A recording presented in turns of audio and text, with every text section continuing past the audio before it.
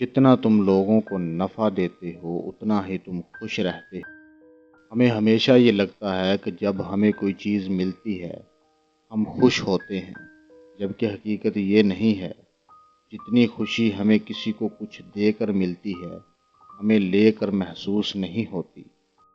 سوال یہ نہیں کہ آپ کے ساتھ کیا ہوتا ہے، بلکہ یہ ہے کہ جب آپ سے کچھ بھی برا ہوتا ہے تو آپ اس حالت میں کیسا رویہ رکھتے ہیں۔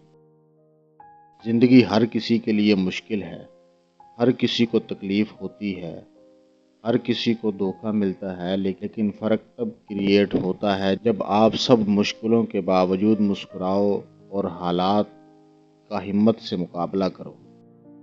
کامیابی کے راستے پر ہمیشہ آپ کو ایک دفعہ ناکامی ضرور ملتی ہے۔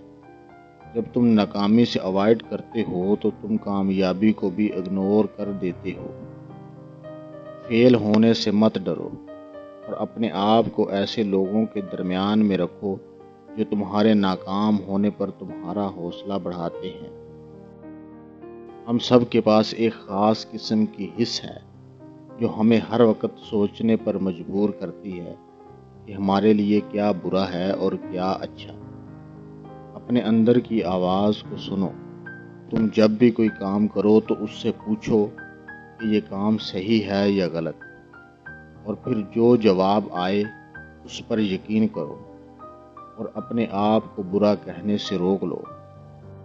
مہربان ہونا کسی پر بھی کبھی ضائع نہیں ہوتا۔ آپ کا وہ وقت سب سے بہترین گزرتا ہے جس میں آپ دوسرے لوگوں کی ہیلپ کرتے ہیں اور اچھے طریقے سے ٹریٹ کرتے ہیں۔ اگر تم کچھ کرنا چاہتے ہو تو یہ مت سوچو کہ تمہارے پاس کتنی وجوہات ہیں اور تم کہاں پر ہو۔ کوئی بھی کام شروع کرنے کے لیے یہ ضروری نہیں ہوتا کہ تمہارے پاس ایک پرفیکٹ حالت ہے، اس لیے چیزوں کے پرفیکٹ ہونے کا انتظار مت کرو، اور جو کام کرنا چاہتے ہو آج ہی سے شروع کرو۔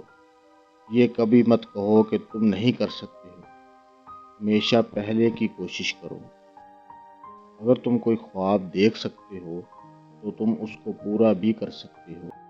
تم خود وہ انسان بنو جو تم دوسروں کو بنا ہوا دیکھنا چاہتے ہو۔ پہلے اپنے آپ کو بدلو، ایک بہترین انسان بناؤ، پھر تمہیں یہ زندگی خود اچھے لوگوں سے ملوا دے گی۔ تم وہ کرو جس سے تمہیں خوشی محسوس ہوتی ہے۔ ایک خالی گھڑا دوسروں کو پانی نہیں دے سکتا، اسی طرح ایک انسان جو اندر سے خالی ہو وہ دوسروں کو خوشیاں نہیں دے سکتا۔ اس لیے اپنے آپ کو ہر وقت خوش رکھو اور وہ کرو جس سے تمہیں خوشی ملتی ہے۔ مضبوط لوگ دوسروں کو ہمیشہ ہمت دیتے ہیں، کبھی بھی انہیں چھوٹا نہیں کراتے ہیں۔ بطور حاکم یا قاضی، ظالم کو معاف کرنا دراصل مظلوم پر مزید ظلم کے مترادف ہے۔